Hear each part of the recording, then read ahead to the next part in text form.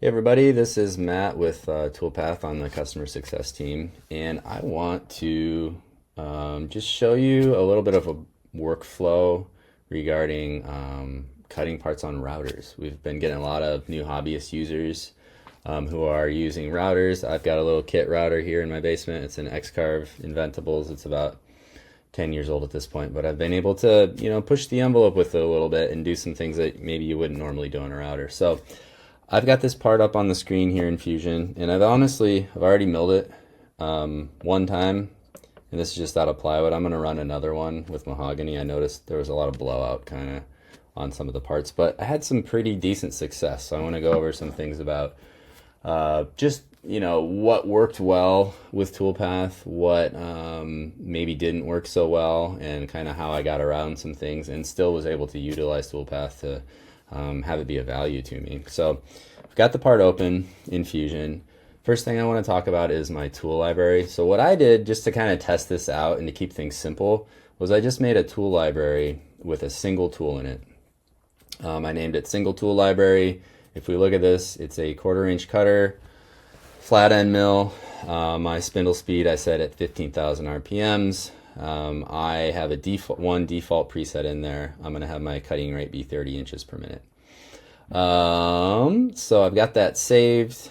And what you can do is to export the tool library to get it into Toolpath. Yeah, you can export the library. So right click, export library. That'll save it locally. And then you can bring it into Toolpath. So I've already done that, but we'll kind of just walk through the process of that. So let me click over to Toolpath. I drag it up into my window here. And if you look at my libraries, I went ahead and uploaded this single tool library. It's got just my single default preset in there. And then I also, under cut configs, I created a single tool cut config. Now this was just to simplify things so I know what it's called. I know what to click on and go grab when I want to use it. So in that, under tool library, I have single tool. It's my only library that's set. It's my #1 priority. I don't have any of my other libraries selected. So it's really only going to look for one tool. And if it can't machine it, a feature with that one tool, it won't be able to do it until I add another tool to that library. Or if I had recommendations enabled, which I don't, it would suggest a tool to use. Key thing in the cutting rolls is I need that default preset applied to each one of these cutting rolls that I want to potentially use that flat end mill for. I'm not going to be able to surface with the flat end mill, so I mean I could actually remove this if I wanted to. I'm probably not going to drill with that, obviously, but for this part, all these surfaces are flat. I can machine them all with my flat end mill, so I'll save this and we'll kind of see what the results are. Let's go back over to Fusion and I'll send the part to Toolpath. So we'll click send part to Toolpath. This is a great way to be able to control your stock within Toolpath, but we're not going to do that for this example. But what you could do is model your stock and your setup in Toolpath or in Fusion and then send that over with the part and also send your setups. So you could drive 2 setups in this case and send that a solid body over. But I want to show you just how to do it with the data that comes over from Toolpath. I think it's pretty cool to be able to drive it that way too. So if we use the model body, we'll say OK. Web browser will pop open here. I might pause depending on how long this takes to identify the features and everything. This is a good opportunity here. If you see this little chat window, please click on it. That'll get a hold of us. We are here to help anytime. You'll talk to one of us, me. Oh, look at that. Al or Scott, looks like we're all available. Paul, Ben, a lot of us are in here. So utilize that if you need it. I'd be happy to talk with you. All right, the features are identifying. We're almost to 100% now. And honestly, like on a part like this, that would take me quite a while to just select all of these features. So I think that we're going to continue to develop the software. We're going to continue to try to, make it a valuable tool for a lot more people. Right now with routers, there's some things to work around. One of those things is facing. So Toolpath is going to want to face the part no matter what. And the router users out there, most of them are going to just put the stock thickness, the material. Here's a little piece of 3/4 inch mahogany. That's what I'm going to run this part in. So that's already to its thickness. I don't need to face this top or even face the bottom in the second op. So that's one thing that we kind of have to work around. So that could be removing a feature or two in Fusion, you know, just starting to understand how to work around some of those things. Also, Toolpath is going to offset a certain amount of stock, and I'm going to show you after the report's generated here, when we bring the toolpaths over into Fusion, how we can modify the stock there pretty quickly and easily to be able to use that. So one thing to notice, this is generating not with the cut config I want. So I want to go ahead and select the single tool cut config. So that's going to take a little while to regenerate. A way you could work around that is in the, I'll just click over to another tab here. So each one of these projects now have the ability to set a default cut config within that project. I shouldn't say default, but to set a project level cut config. So I could say I want that single tool cut config to be here, and then I would just have to put those parts that I were going to program with the single tool into this particular project. So upload the parts directly into that project. So something to keep note of. That's an update that came out a couple of weeks ago. That's been pretty useful. Okay, let me click back over to the other tab and kind of see what we're generating now. All right, so we have something to look at. You do see that these chamfers are all in red. So again, I have one tool in my tool library, one tool active in that cut config. So I'm not going to be able to do a chamfer with a flat end mill. So it's telling me that right now. It's, you know, outlining what those issues are and where they are in this case. So we could see that, but for my exercise, I'm going to skip all of those chamfers and only mill anything that I can cut with that flat end mill. We are going to see both setups here. We're going to see that only that one tool is selected. Obviously, strategy is still kind of generating. But in a minute, we'll send the toolpaths right over to Fusion and kind of skip all of the CAM programming, which is pretty awesome. Okay, cool. So let's copy the part key. And I'm going to say okay. And import. I'm going to import it into a new document. You could also import directly into this current document if you'd like. That's a good way to kind of like change a couple things, bring it back into the current document, and see all the CAM operations that are generated. So we'll go import into new document. I'm not going to use my Workholding setup that comes with Toolpath because I don't have Workholding on my machine. I'm going to just use double stick tape and get a little tricky with how we anchor it down for our second op. Okay, so part comes in. We get our setup generated. We'll start looking at those toolpaths generate, and we're going to modify some things with the stock. So I'm going to click edit, and what I want to do is change my stock size so that it is just the thickness of my material. So under stock, I'm going to say a relative size box. And then for the top offset, I'm going to change that to 0. And then I'll just do like a 1/2 inch all around. So that gets my part to almost 4 inches square by 3/4 thick. I also want to put my XYZ coordinate at a corner. That's just how I'm going to set up my machine to index for this first operation. So work coordinate system, we'll select stock box and go ahead and click that. Okay. For my second setup, I'm going to want to basically have the same stock, but then I just need to change my work coordinate system to kind of be in this opposite corner.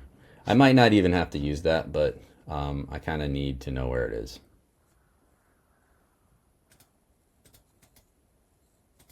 There we go. All right, and then we'll just regenerate all this and see what we get.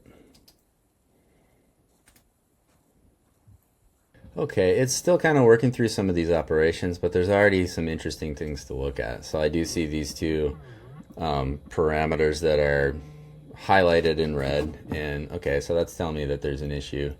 And it's interesting because the last time I sent this over with a little bit of different definition with my presets, I was getting some toolpaths that were like cutting air or milling in sections that had already been milled. So I think that's what's happening here. We're just not having any material removal. These are empty toolpaths, so I'm going to go ahead and delete those.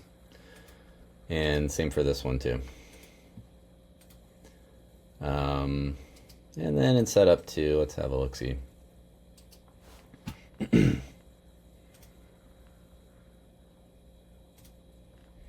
going to regenerate this just for good measure.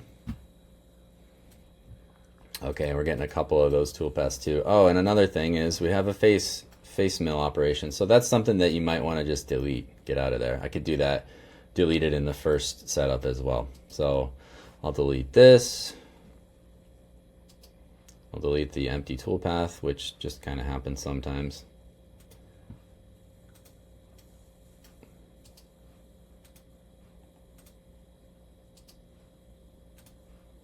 And then I'm also going to take that face operation out of this one. So sure, you got to review some things, right? But to set up part with all of these operations in it, that's pretty quick to be able to program in a matter of a minute or two probably in Fusion. Pretty cool. All right, just about generated. I'm going to go ahead and simulate this and kind of see what we get.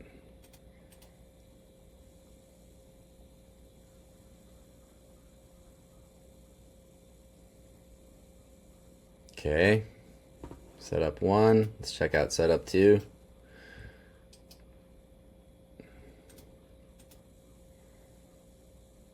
And something I might do is in that first setup, I'm going to try to mill through the part a little bit further into my spoil board, just so that I can index the second setup. So I'll just have like a little pocket that's in my spoil board so that I could then like, you know, put a 3/8 bit in there and index the part where particularly it needs to go as I set it in for that second op.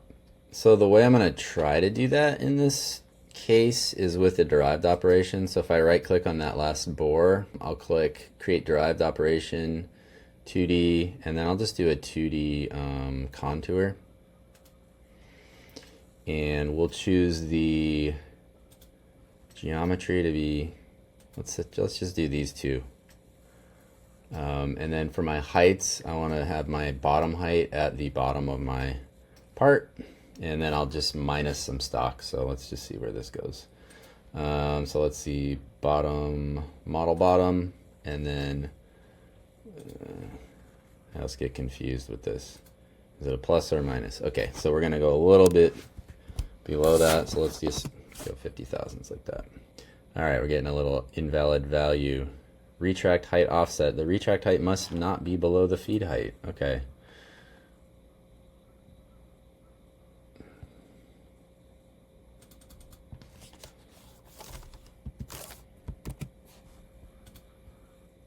All right, let's see what this gets us. So just a little quick 2D contour in two places, so when I flip this part over, I'll have a place to index it more or less. So that's my additional operation that I added. All right, cool. I think it's cleaned up enough to send it over, so I'm going to post my setup separately.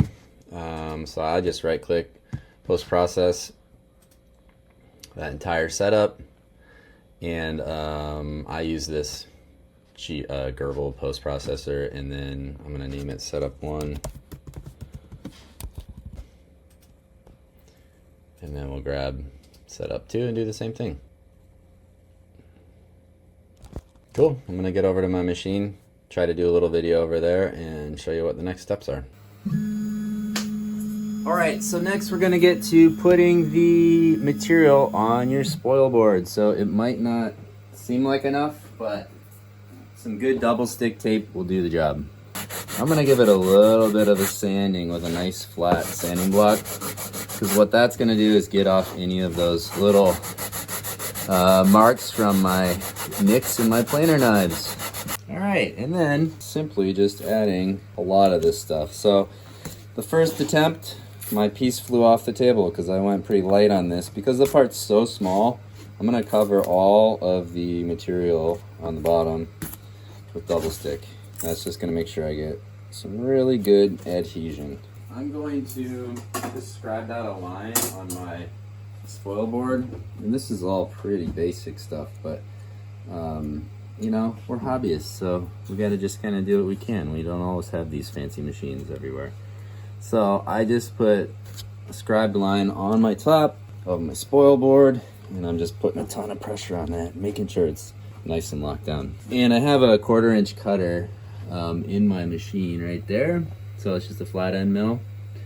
And now I'll go ahead and home it, or I guess put its XYZ right at that front corner. All right, I'm zeroed in, so I'm gonna go ahead and pull my cutter up a little bit and then press go. It's about to get a little bit loud.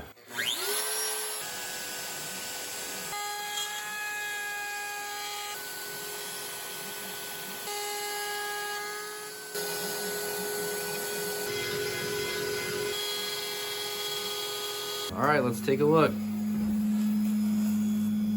So some things that came out real nice, you can just see the tape right there. You know, sometimes that's luck, sometimes that's planned, but it seems like that came out real nice. Just cut through the material, left the tape on the spoil board. And the surface finish is really good, honestly. Like, for a pretty ratty old cutter, just like the, I don't know, the ability to have the adaptive roughing and then the finish kind of pass on the contour. Everything that was automated as far as the toolpath and the result came out pretty good for up one. All right, I'm gonna remove this and then flip it over, and then we'll try to index it a little bit. I'll probably use like a 3/8 pin or a drill bit in these holes and pop it down into the table. But let's see how, there we go. See if those holes drilled through enough. Yeah, that looks pretty good. Got some locating pins here, also known as Bic pens.